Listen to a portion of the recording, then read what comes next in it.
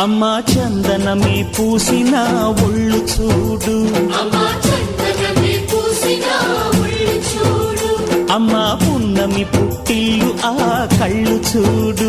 అమ్మా ముక్కోటి మెరుపులా మోము చూడు, అమ్మమ్మ ముగ్గురమ్మల మూల పుటమ్మ